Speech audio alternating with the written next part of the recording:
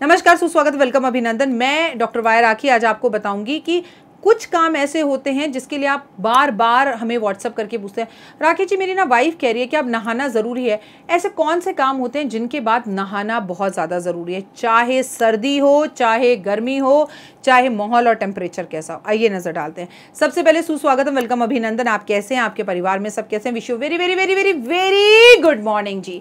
आप खुश रहें, मस्त रहें, ऐसे मैं दिल से कामना करती हूँ। आप बहुत पॉजिटिव रहें, आपकी ज़िंदगी में बाहर ही बाहर रहे, माता रानी की कृपा आप पे सदैव बनी रहे, आपको ज़िंदगी में कभी किसी की ज़रूरत ना हो। और ज़रूरत अपनों की होती है। दोस्तों को कॉम्प्लीमेंट देते रहें, गले लगाते रहें, जादू की झप्पी देते रहें, एक दूसरे की तारीफ़ें करते रहें, एक दूसरे की वीडियो शेयर करते रहें, एक दूसरे का भला चाहें।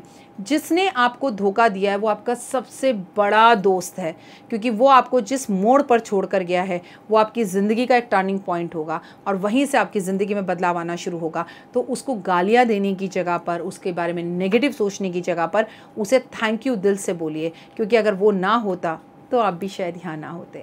चलिए अब मैं आपको बताऊँ, अगर किसी भी ऐसे व्यक्ति के पास से आप होकर आ रहे हैं जहाँ पर मृतक शरीर है, मतलब किसी की मृत्यु हो गई है, या आप शमशान घाट गए हैं, या आप कब्रिस्तान गए हैं, तो उसके बाद आपको नहाना ही पड़ता है। आप बिना नहाए गुजारा नहीं कर सकते और उन कपड़ों को आप दोबारा पहन भी नहीं सकते।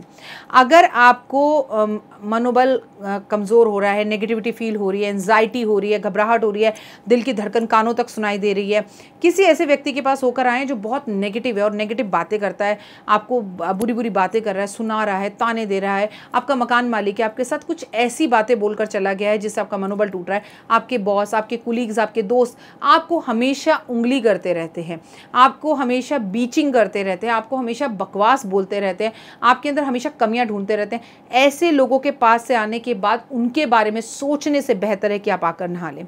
हमेशा तेल शरीर में लगवाने के बाद, तेल मालिश करने के बाद आपको नहाना चाहिए, नहीं तो आपका शनि खराब हो जाता है, क्योंकि मालिश करने से स्किन के छेद खुल जाते हैं। अगर आप स्नान करेंगे तो वो छेद सारे बंद हो जाएंगे और आप कई बीमारी, स्किन की प्रॉब्लम से बच जाएंगे।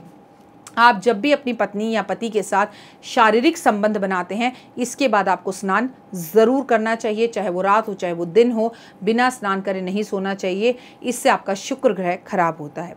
जब भी आप बाल कटवाते हैं, बाल कटवाने के बाद आपको स्नान ज़रूर करना चाहिए, नहीं तो आपके ऊपर आपका शनि हावी हो जाता है और आपका बुरा वक्त शुरू हो जाता है। क्योंकि नाई की दुकान पर जाने के बाद उसी तरह से आप बिस्तर पर नहीं बैठ सकते, सोफे पर नहीं बैठ सकते।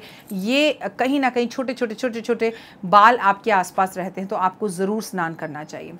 कहीं पर भी आप अगर मंदिर में होकर आए हैं, किसी गुरुद्वारे में होकर आए हैं और आपके अंदर से बहुत ज़्यादा बदबू आ रही है, पसीना आ रहा है, घबराहट हो रही है, तो अक्सर हम क्या करते हैं, हम एसी में बैठते हैं कि चलो अब एसी गाड़ी में बैठ गए, सब ठीक हो गया। लेकिन आपको पता भी नहीं है कि इसी वजह से आप स्किन की कितनी प्रॉब्लम्स को अपने पास बुला लेते हैं और अपने ग्रहों को भी ख़राब करते हैं, क्योंकि पसीना हटा नहीं है, गिर गिर के टपक टपक के आपकी बॉडी से ही चिपका हुआ है।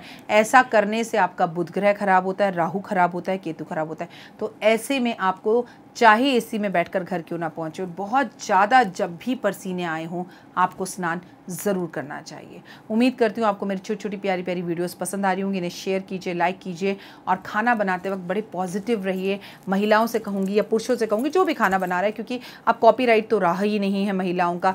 मैं तो ये बात पहले भी बोलती थी और आज भी बोलती थी, खाना माँ बनाती है, खाना भाभी बनाती हैं, औरतें बनाती हैं, लेकिन दुनिया का सबसे टेस्टी खाना फिर भी पुरुष ही बनाते थे, बनाते हैं, बनाते रहेंगे।